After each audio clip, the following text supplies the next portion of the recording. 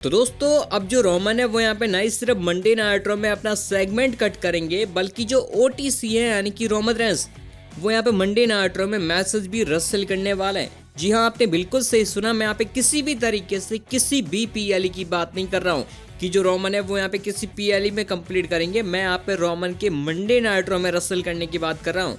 और साथ ही साथ अब रिसेंट टाइम में जॉन सीना ने एक बहुत ही बड़ा खुलासा कर दिया है WWE को लेके और साथ ही साथ यहाँ पे रोमन रेंस को लेके।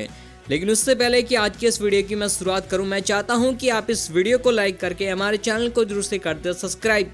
तो दोस्तों आज के इस वीडियो की मैं शुरुआत करना चाहूँगा द OTC रोमन रेंस को लेके। जी हाँ, अब जो रोमन है वो यहाँ पे नहीं सिर्फ मंडे नाइट रॉ में अपने प्रोमोज को कट करेंगे, बल्कि जो रोमन है अब वो यहाँ पे मंडे नाइट रॉ में अपने मैसेज भी रसल करेंगे। जी हाँ, आपने बिल्कुल सही सुना। मैं यहाँ पे किसी भी तरीके से किसी भी पीएलई की बात नहीं कर रहा हूँ।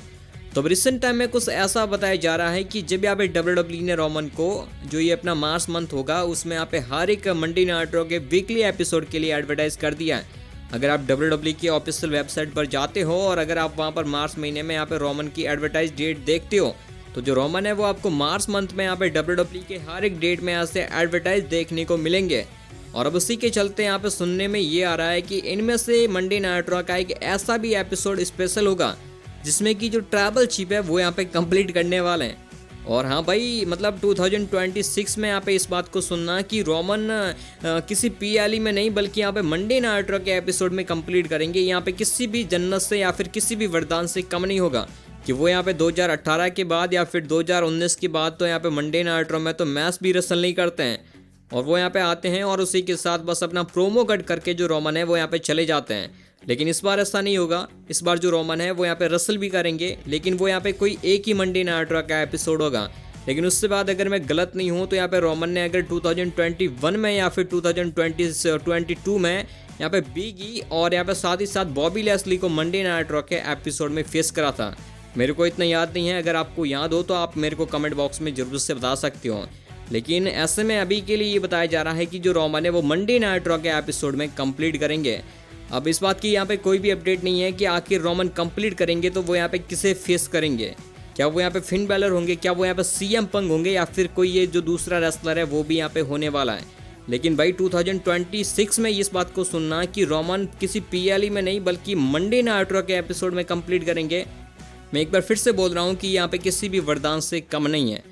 वैसे अब इसके बारे में आपके क्या कुछ विचार हैं, आप ही मेरे को कमेंट बॉक्स में जरूर से बता सकते हो। खैर दोस्तों, अब उसी के साथ हम बढ़ जाते हैं अपनी अगली स्टोरी की तरफ और बात कर लेते हैं उस मिस्ट्री बॉक्स को लेके जो कि हमको मंडे नाइट रॉ के एपिसोड में देखने को मिला था, जिसके के बारे में बैक स्टेज से जो अपने मंडे नाइट रॉ के जनरल मैनेजर यानी कि एडम पियर्स बात कर रहे थे कि आखिर इसमें से क्या है। वो उस क्रू मेंबर से पूछते हैं तो साथ ही साथ वो जो क्रू मेंबर है वो कह देते हैं कि नहीं, इसमें मेरे को नहीं पता कि आखिर क्या है। लेकिन जो उस पर लिखा था कि आप इसको एलिमिनेशन चेंबर से पहले यानी कि 28 तारीख से पहले आप इसको खोल नहीं सकते। तो एडम पियर्स कहते हैं कि तू ये मेरे को क्या बता रहा है, ये तो मेरे को भी दिख रहा है। और उसी के साथ वो ऑर्डर देते हैं कि इस वाले बॉक्स को आप यहाँ पे स्मैकडाउन में पहुंचा दो, यानी कि निक एल्डिस के पास पहुंचा दो जो कि स्मैकडाउन के जनरल मैनेजर हैं। लेकिन आखिर क्या है इस बॉक्स में? जी हाँ, जो अपने WWE के पूर्व मालिक थे यानी कि विंस मैकमैन, वो अपनी वापसी कर सकते हैं। अभी के लिए ऐसा मैं बिल्कुल भी नहीं करा और नहीं यहाँ पे किसी अपडेट का कहना है, लेकिन लोग यहाँ पे इस बात पर बिलीव कर रहे हैं कि जो विंस मैकमैन है वो यहाँ पे इस वाले बॉक्स से निकल सकता है। और अगर ये जो बात है वो यहाँ पे रियलिटी में बदल जाती है तो बहुत सारी जो रेसलिंग कंपनियां हैं वो यहाँ पे अपना सर पकड़ पकड़ कर रोने वाली हैं।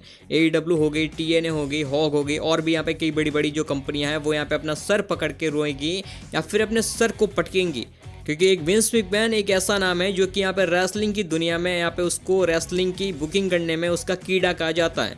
जी हाँ, वो यहाँ पे इस तरीके से किसी मैच को बुक कर देते हैं जहाँ पर कि लोग यहाँ पे देखने में एकदम इंटरेस्टिंग हो जाते हैं। हमने देखा है कि जब यहाँ पे विंस का हो रहा था तो यहाँ पे विंस ने क्या कुछ नहीं कराया रेसलिंग में। उन्होंने हर एक चीज़ दी जो कि यहाँ पे एक फैंस को चाहिए होती है, एक रेसलिंग फैंस को चाहिए होती है। और अब ऐसे में ये माना जा रहा है कि उस वाले बॉक्स से जो अपने WWE के पूर्व मालिक थे यानी कि विंस मैकमैन, वो यहाँ पे निकल सकते हैं। वैसे अब इसके बारे में भी आपके क्या कुछ विचार हैं, आप ही मेरे को जरूर से बता सकते हो। खैर दोस्तों, अब उसी के साथ हम बढ़ जाते हैं अपनी अगली स्टोरी की तरफ और बात कर लेते हैं अपने असल लॉयल्टी रिस्पेक्ट यानी कि जॉन सीना को लेके। और जैसा कि मैंने आपको वीडियो की शुरुआत में बताया कि जो जॉन सीना है अब वो रिसेंट टाइम में एक बहुत ही बड़ा खुलासा करते हैं। आखिर वो खुलासा क्या है, चलो अभी आपको बता ही देते हैं। तो अब रिसेंट टाइम में जॉन सीना का एक इंटरव्यू होता है और उसमें जॉन सीना इस बात को रिवील करते हैं कि जो यहाँ पे इनका मैच हुआ था 2021 के समर स्लैम में the OTC the head of the table Roman Reigns के साथ है। अब उसमें उसका जो रिजल्ट है वो यहाँ पे WWE ने पहले से कुछ इस तरीके से करा था कि जो जॉन सीना है वो उसी समय पे अपने 17 टाइम वर्ल्ड चैंपियन बन जाएंगे और उसी के साथ जो रोमन है वो यहाँ पे इस वाले मैच को लॉस्ट कर देंगे।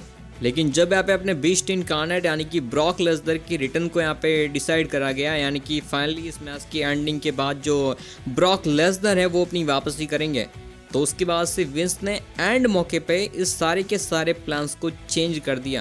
यानी कि उसके बाद तो हमने देखा कि जो रोमन है वो यहाँ पे अपनी यूनिवर्सल टाइटल को यहाँ पे रिटर्न करते हैं और उसी के साथ जो रोमन है वो यहाँ पे आगे कंटिन्यू भी करते हैं। और उसके बाद जो विंस है वो चाहते थे कि आगे हमको अपने रोमन रेंस वर्सेस जो ब्रॉक लेसनर की राइवलरी है वो यहाँ पे देखने को मिले।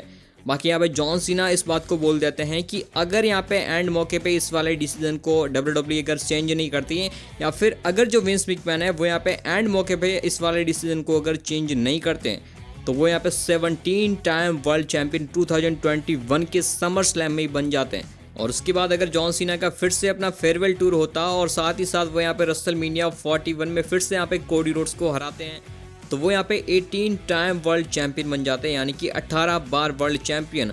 और आई थिंक इस वाले रिकॉर्ड को तोड़ना यहाँ पे WWE के अभी यहाँ पे प्रेजेंट टाइम में तो किसी के भी बस की बात नहीं होती। तो ये जो कुछ बड़ा खुलासा है वो यहाँ पे अब रिसेंट टाइम में जॉन सीना अपने इंटरव्यू कह दूँ या फिर मैं पॉडकास्ट कह दूँ उसमें करते हैं। वैसे ये जो खुलासा है आपको कितना बड़ा लगा आप ये मेरे को जरूर से बता सकते हो। बाकी अगर आपको ऐसा ही कंटेंट देखना पसंद है तो अभी के अभी हमारे रेसलिंग टाइम नाउ चैनल को सब्सक्राइब करो, क्योंकि आपको WWE की डेली रोजाना अपडेट जो है वो यहाँ पे उसी पे देखने को मिलती है। और इसके अलावा इस वीडियो को अपने दोस्तों के साथ जरूर से शेयर करते हैं। तब तक के लिए हम आपको मिलते हैं किसी और इंटरेस्टिंग वीडियो में, तब तक के लिए बाय बाय।